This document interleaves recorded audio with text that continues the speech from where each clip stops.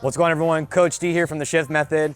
Hey, it's 2023. I just want to say thank y'all so much for joining me on this journey, helping this channel grow.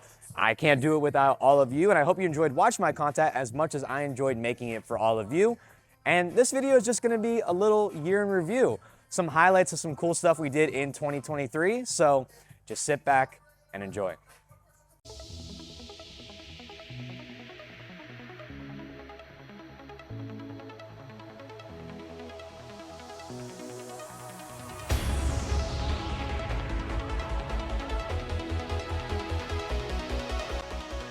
What's going on, everyone? This is Damien Michael here. Y'all can call me Coach D with The Shift Method.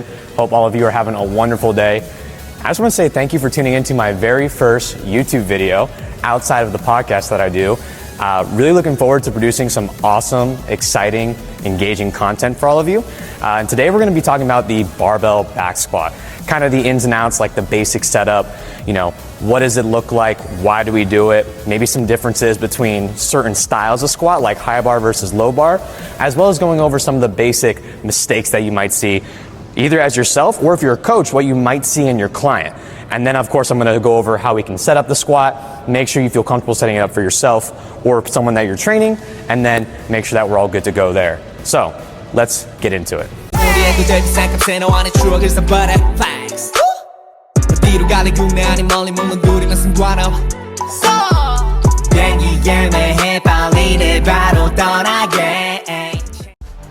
There's also to note that there's a couple of different versions of the deadlift. Today we're going to be focusing on the conventional deadlift, the sumo, RDL, or some other variations that you can try and think of.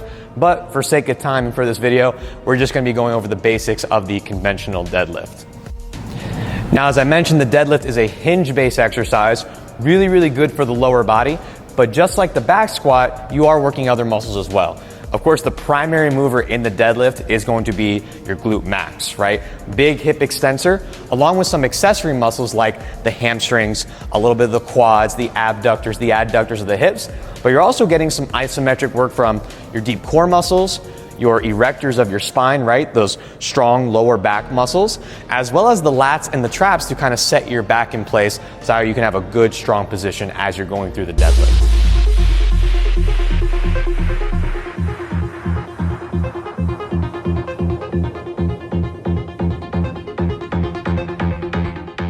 Warm-ups are meant to actually prep your body physiologically. So what's that going to do? It's going to raise your heart rate. It's going to increase certain metabolic pathways. Your breathing is going to go up, basically just preparing your body to actually get ready for the work that you're going to do for the actual workout. So a good acronym that I like to use for structuring my warm-ups, and really doesn't matter if you're an athlete, general population, whatever you're training for, this is a good acronym to remember to make your warm-ups easy and systematic. It's the RAMP protocol. So let's break down each of those parts. First is R, raise your heart rate and your physiology. So this is gonna be doing things like any kind of cardio move, using a treadmill, an assault bike, a rower, whatever, or some traditional things like jumping jacks, jump rope, whatever you can to get your heart rate and your breathing up, you're going to raise your body to get ready for the workout. Number 2 is activate. So like I mentioned at the beginning, if you're doing a lower body day, you want to activate the muscles that you're going to use for that workout. So if I'm training legs, I want to get the quads, glutes, hamstrings involved. If I'm training upper body, I want to do the chest, back, and arms. You have to do exercises that activate the body to get it prepared for the task at hand. Number 3 is going to be mobilize. Mobilize means take your joints through a full range of motion. Now that you've warmed them up by getting your heart rate up and actually activated them, I want to then take those joints through various ranges of motion. This is what you can think of as your traditional dynamic exercise, thinking about things like arm slaps for the upper body, rotations for the torso, anything that actually takes your body through ranges of motion, again, that are similar to the workout. And last but not least, and this one has a little caveat where you don't always have to use it, but essentially it means potentiate. Potentiate means to basically do warm-up sets or prep work for what you're actually going to do. So in a general sense, potentiate can be warm-up sets for your particular exercise. So let's say you're doing that upper body day, right? You raise your heart rate on the rower, you activate your chest and back with some push-ups and pull-ups, you mobilize with some various dynamic movements, and then let's say your first exercise is bench press. You're not just going to jump into, your sets of 10. You're going to do some warm-up sets for your bench press. So potentiate would be the warm-up sets itself. in an athletic context. Potentially it could mean maybe specific drills that you do. Say you're doing a speed day, right? You're trying to work on linear speed. You might do some drills to actually enhance or prepare yourself for your actual speed work. So potentially it's kind of that warm-up or prep work that kind of finalizes your warm-up.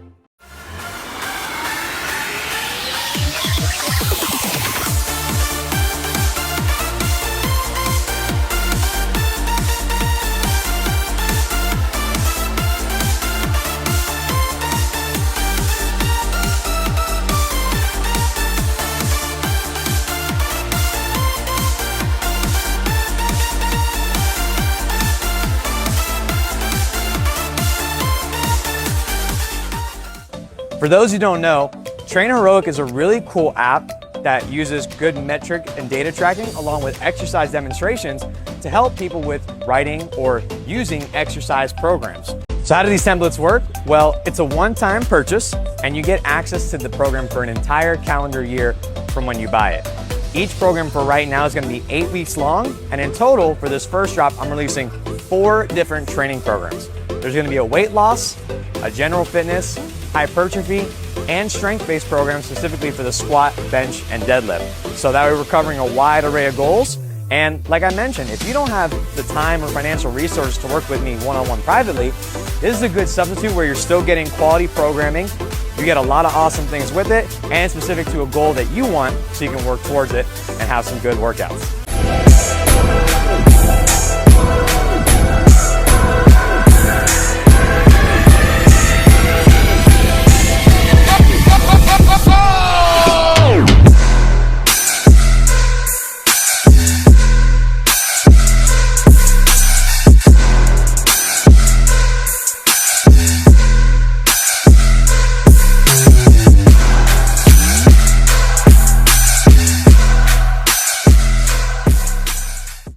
And that's it for this video. I hope y'all enjoyed that. Thank you so much for all the amazing memories in 2022.